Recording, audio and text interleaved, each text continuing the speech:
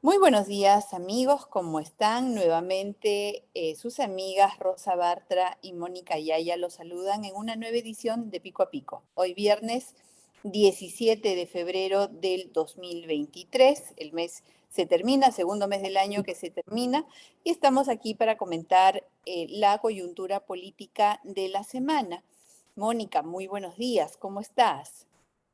Buenos días, Rosa. Bueno, nosotros, como siempre, comentando todo tipo de noticias, pero lamentablemente en esta ocasión todavía muy conmovidos y ojalá así fuera por el tiempo que sea necesario, por la muerte violenta de los 7 policías que trabajando en la Dirección de Operaciones Especiales en Illinois del Bryan fueron emboscados y asesinados por terroristas. Me causa congoja la situación que viven las familias de los policías en el Perú. Converso con padres de jovencísimos policías que viven angustiados, temerosos de una llamada que puedan recibir, como la que recibió, por ejemplo, el hijo de uno de los policías que falleció en el Bryan y que aún queriendo negar la posibilidad que se trate de una noticia mortal, tuvo que acudir hasta la sede de la Policía Nacional del Perú para confirmar que su padre había muerto en lo que había sido el último servicio que iba a realizar antes de jubilarse. Las noticias son muy tristes, el llanto es terrible, el derramamiento de sangre ya prácticamente no tiene control, porque lo que nos están demostrando es que no hay control en el Perú respecto de los actos terroristas. El sufrimiento de las madres, de las esposas y de los hijos es realmente incomparable.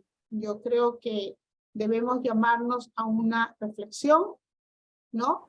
Los peruanos que vemos cómo sufren otros peruanos pobres, como los policías que también son hijos del pueblo, y todos los que han fallecido en estas revueltas. Los ciudadanos que estamos viendo desde lejos, pues hagamos un esfuerzo por entender, por ponernos en los zapatos de los familiares de quienes han perdido a estos peruanos, a sus parientes, y recordar en qué circunstancias fallecieron algunos de ellos, como por ejemplo los policías, para hacer justicia, por lo menos en memoria de aquellos que murieron entregando su vida por su país. Efectivamente, Mónica, yo coincido plenamente contigo.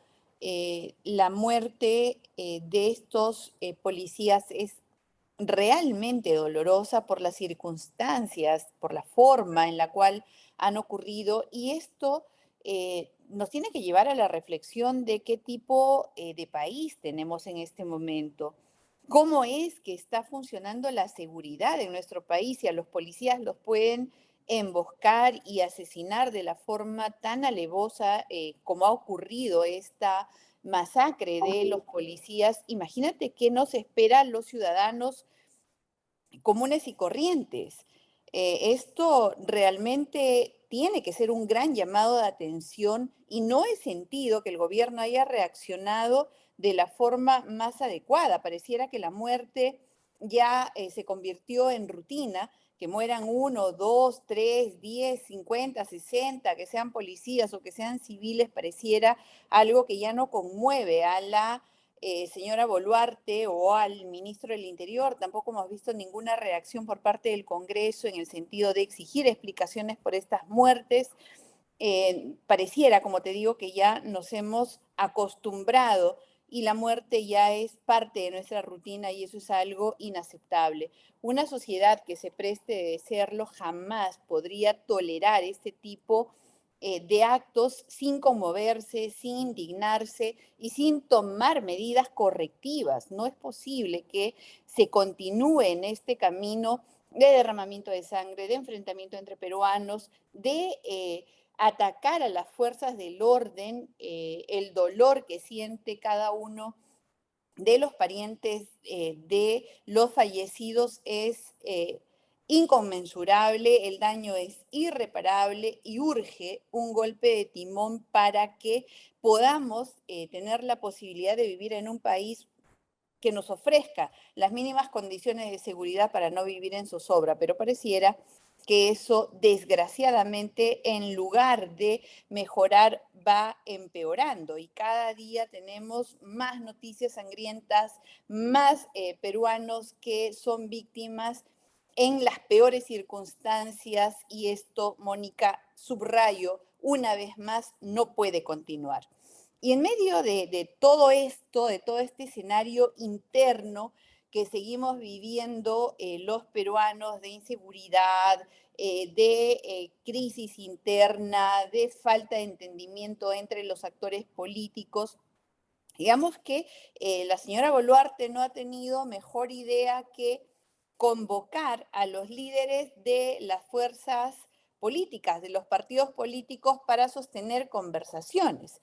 Yo acá, antes de darte el pase para tu comentario, me pregunto realmente cuánto liderazgo realmente ejercen los presidentes de los partidos políticos convocados. Acuérdate cuántas bancadas empezaron en el Congreso y cuál ha sido el liderazgo que han tenido estos presidentes de los partidos por sobre los congresistas que ellos eligieron y ellos, bueno, ellos y sus dirigentes, pusieron en listas como alternativa al pueblo para poder elegirlos. Los han votado, los han puesto en el Congreso, pero ya hemos visto que desgraciadamente ninguna bancada, excepto la de Fuerza Popular, se ha mantenido unida. Todas se han fraccionado y tenemos, por ejemplo, digamos, el Partido Político Perú Libre, que de los que entraron ya tiene la bancada magisterial y la bancada,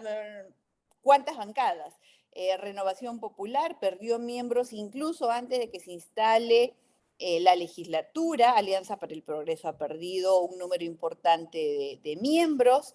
Las bancadas se han recompuesto. Entonces, digamos, quiénes son los líderes políticos de estas nuevas bancadas. ¿Cuáles son las bancadas que realmente, o cuántos son los congresistas que realmente responden al liderazgo de sus partidos políticos? Saludo la iniciativa de la señora Boluarte de convocar a los líderes para generar entendimiento, pero sin embargo, ahí también hay que subrayar que el liderazgo de los partidos políticos es bastante precario con respecto a las bancadas. Y eso es algo sobre lo cual se debe hablar porque pareciera que los congresistas, con la nula casi identidad que tienen con sus partidos políticos, con contadas excepciones, no reconocen en sus partidos a su lugar de origen, no reconocen en los partidos a la fuente que les ha dado la legitimidad para participar. No reconocen en los líderes de los partidos políticos. Por ejemplo, yo no sé quién es el líder de Avanza País, su secretario general, tienen un nuevo presidente, a quienes responden políticamente, con quién coordinan políticamente. Y las bancadas que no tienen partido político. ¿A quién responden las bancadas que no tienen partido político? Esto termina siendo al final algo simbólico y me parece que sin la menor real trascendencia, más allá de el pronunciamiento que haya merecido por parte de cada uno de los convocados a estas reuniones. No sé cuál es tu comentario con respecto a esto. Yo creo que esas reuniones que está manteniendo Dina Boluarte con los líderes de algunos partidos políticos son simplemente otro engañamuchachos de la señora Dina Boluarte. Se ha reunido, por ejemplo, con Keiko Fujimori, la lideresa de Fuerza Popular, se ha reunido con Rafael López Aliaga, de Renovación Popular, se ha reunido con un partido político llamado Partido Patriótico del Perú. Partido Patriótico del Perú, que creo que ni siquiera tiene bancada en el Congreso. A mí me llama muchísimo la atención, y no porque sea aprista, sino porque creo que todos reconocen la importancia del APRA en la vida política nacional. Me llama muchísimo la atención que la señora Dina Boluarte no haya llamado a los líderes del Partido Aprista Peruano, ¿no? Porque si creo que quienes han puesto la agenda anticorrupción, por lo menos, tanto al gobierno de Martín Vizcarra, de Pedro Castillo y ahora el de Dina Boluarte, han sido los integrantes del Partido Aprista Peruano sin necesidad de tener un cargo en el Congreso de la República. Ahora dice que va a llamar también a los líderes de organizaciones sociales, no sé a quiénes se referirá, pero a mí me parece un tremendo error reunirse con líderes de partidos políticos y que entre esos líderes no estén los del Partido Aprista Peruano. No es solamente un error. Yo creo que la señora Dina Boluarte no quiere porque quizás no va a encontrar la respuesta que ella espera y que necesita. Me llama muchísimo la atención las declaraciones de Rafael López Aliaga al salir de la reunión con Dina Boluarte, cuando señala que el tema del adelanto de elecciones es un tema que nació muerto, ¿no? Creo que es de alguna manera subestimar la opinión y el pedido de una gran parte de la población peruana, que sí está requiriendo adelanto de elecciones y que no está contento con Dina Boluarte. Puede que la mayoría de la población tenga razón o puede que no, pero yo creo que no puede subestimarse de esa manera un pedido, un ansia popular en estos momentos. Y me llama también la atención el, el discurso de salida de Keiko Fujimori. Lo que debemos tener en cuenta es que el principal problema en el Perú es la corrupción. Y ninguno de los partidos políticos o de los líderes de los partidos políticos que se reúnen con Dina Boluarte le ha hecho un pedido en materia de corrupción. Ninguno. Y Dina Boluarte sigue manteniendo como presidentes de los organismos más importantes, como por ejemplo el organismo supervisor de contrataciones del Estado, a una presidenta ejecutiva designada por Pedro Castillo. Pedro Castillo tenía especial interés en las licitaciones y es por eso que designó presidenta del OCE, del organismo supervisor, a una señora de nombre Ada Basurto, con cuestionamientos en manejo de fondos públicos. Y la señora Dina Boluarte la mantiene en su puesto. Estamos viendo, yo sé que este fin de semana no quiero romper la premisa de nadie, pero este fin de semana van a salir, por ejemplo, algunas denuncias en los programas dominicales sobre el mal uso de los recursos públicos que deberían estar utilizándose, por ejemplo, en la instalación de servicios de agua potable. Y se está gastando, se está dilapidando el dinero, pero ningún partido político, ninguno de los líderes de los partidos políticos que se reúnen con Dina Boluarte le ha dicho: estamos solicitando a la señora Dina Boluarte establezca una agenda, una verdadera agenda anticorrupción que empiece por lo menos por el cambio de los funcionarios designados por Pedro Castillo en puestos tan importantes como la presidencia de los. Claro, mira, yo ahí sí tengo una discrepancia porque no se trata de quién designó en el cargo a alguien, sino de cuál es, independientemente de quién lo designó, cuál es su desempeño. Y creo que a eso habría que apuntar, ¿no? ¿Cuál es el desempeño que tiene cada uno? Porque eso de generalizar y todo el que fue designado por debe salir, tampoco me parece que sea la mejor forma de actuar. Presumimos que cada uno fue designado por el peso de su experiencia y eso de alguna forma habría que respetarlo. Pero la señora Boluarte efectivamente debería hacer una evaluación de todos aquellos y si están ahorita en el cargo, debe ser porque varios meses después de que ella ha entrado, merecen su confianza, ¿no? Y en todo Bueno, caso, habría que reclamarle claro, es a la señora Boluarte ya directamente, independientemente, o sea, cuáles son los criterios que tiene ella para designar funcionarios. Pero Rosa, Moni, en el caso, por ejemplo, de la presidenta ejecutiva del OCE, que es un caso que yo menciono porque no solamente porque lo conozco, sino porque fue objeto de denuncia en el programa dominical Contracorriente hace casi un mes, se denunció que la actual presidenta ejecutiva, no estoy hablando del presidente de cualquier institución estatal, estoy hablando de la presidenta ejecutiva del organismo que debe supervisar las licitaciones en el Estado, licitaciones en las que tuvo especial interés Pedro Castillo, su esposa y su cuñada. Entonces, el señor Pedro Castillo designó como presidenta de OCE a la señora de Basulto y de acuerdo a lo denunciado por el programa Contracorriente, la señora Ada Basulto no solamente fue denunciada por patrocinar a proveedores mientras ella era gerenta de administración del Seguro Integral de Salud, sino que también fue requerida por la Contraloría General de la República para que devuelva un dinero que cobró indebidamente, además de un examen de conocimientos que no aprobó ni siquiera para ocupar un puesto mediano dentro del OCE.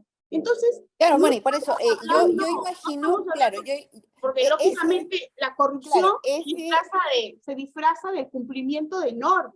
No podemos esperar a ver ese y otros casos, seguramente la señora Boluarte tiene que evaluar por definitivamente supuesto, a quienes pero ha designado y a quienes ha ratificado. ningún Ahora, líder del partido político le ha dicho, señora Dina Boluarte, ¿usted qué está haciendo contra la corrupción? Nada. claro, claro, o sea, en realidad yo no conozco la agenda y no sé cuán pública se ha hecho porque hemos escuchado más bien a los líderes salir y comentar, ¿no? Y digamos que lo de Rafael López Aliaga no sorprende porque la bancada de Renovación Popular ha votado todo el tiempo en contra del adelanto de elecciones. Y ha sido una posición desde el inicio y que ahora pues está totalmente consolidada con la conclusión que da al salir de la reunión el señor Rafael López Aliaga.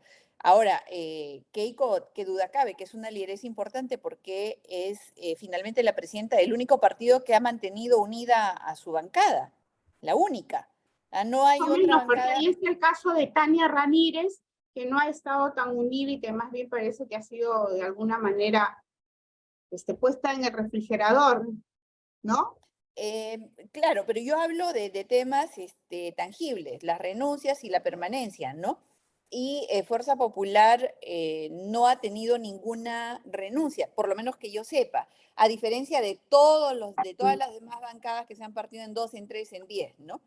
Entonces, yo estoy hablando estrictamente de eso, ¿no? De cómo ha logrado este partido mantener una bancada unida. Y ahora sí tengo una curiosidad, ¿no?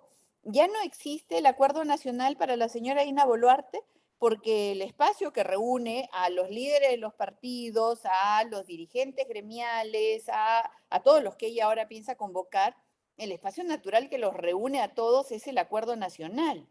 Siempre hemos comentado que el Acuerdo Nacional como que no tenía en realidad no cumplía con los fines para los cuales fue creado. Sin embargo, existía y sigue existiendo y tiene un presupuesto asignado por el Estado para ese fin.